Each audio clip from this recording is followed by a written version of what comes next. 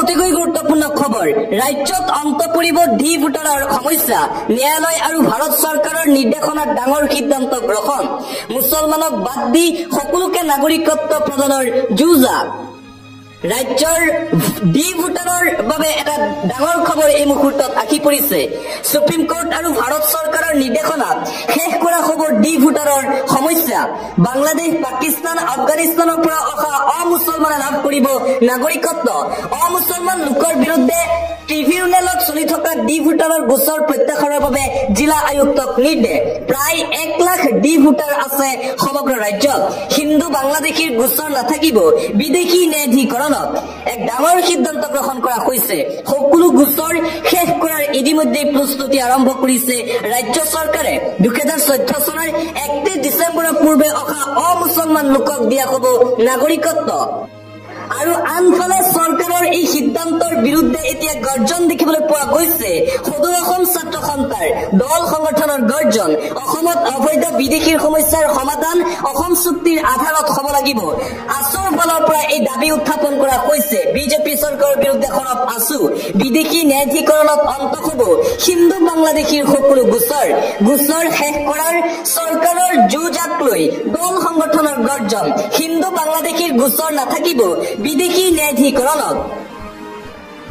ন্যায়াধীকৰণত থকা সকলো গোচৰ প্ৰত্যাহাৰ কৰাৰ সিদ্ধান্ত গ্ৰহণ কৰিছে চৰকাৰে বাংলাদেশী হলেও হিন্দু বৌদ্ধ খ্ৰীষ্টিয়ান শিখসকলে পাব নাগৰিকত্ব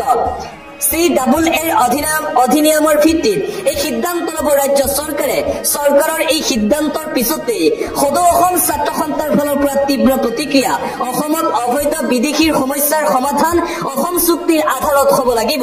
সদৌ অসম ছাত্ৰ সন্থাই অবৈধ হিন্দু বাংলাদেশীৰ গোচৰ প্ৰত্যাহাৰৰ তীব্ৰ বিৰোধিতা কৰিছে সমগ্ৰ অসম জুৰি ইয়াৰ বিৰুদ্ধে তীব্ৰ প্ৰতিবাদ গঢ়ি তোলা হ'ব বুলি হুংকাৰ প্ৰদান অসমত অবৈধ বিদেশীৰ সমস্যাৰ সমাধান কেৱল মাত্ৰ অসম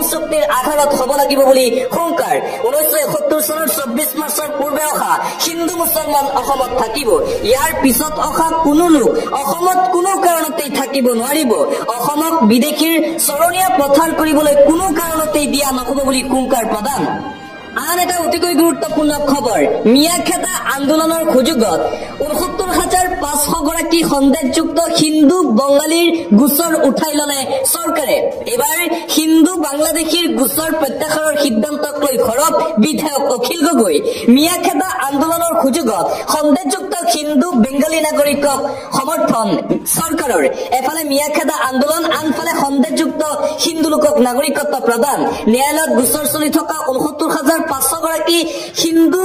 বিদেশীৰ গোচৰ প্ৰত্যাহাৰ আৰু তাৰ পিছতে এইবাৰ খৰব হৈ পৰিছে অখিল হাজাৰ হাজাৰ সন্দেহযুক্ত হিন্দু বেংগলীৰ ডি ভোটাৰৰ গোচৰ প্ৰত্যাহাৰ কৰা হ'ল সন্দেহযুক্ত হিন্দু বাংলাদেশীক সকাহ দিয়াৰ পাছতো নিমাত মিয়াখেদা দল সংগঠন আন্দোলন কৰি বিদেশীৰ বিৰোধিতা কৰাৰ সকলো প্ৰচেষ্টা এতিয়া বিফল হৈছে সংবাদমেল যোগে অখিল গগৈৰ এই বৃহৎ মন্তব্য যিসকল লোকে উজনি অসমত মিয়া খেদি আছে সেই মিয়াখেদা দল সংগঠনৰ নেতাসকলে এই চৰকাৰৰ সিদ্ধান্তক লৈ কোনো ধৰণৰ মাত নামাতে এইদৰে এতিয়া খৰব হৈ পৰিছে অখিল গগৈ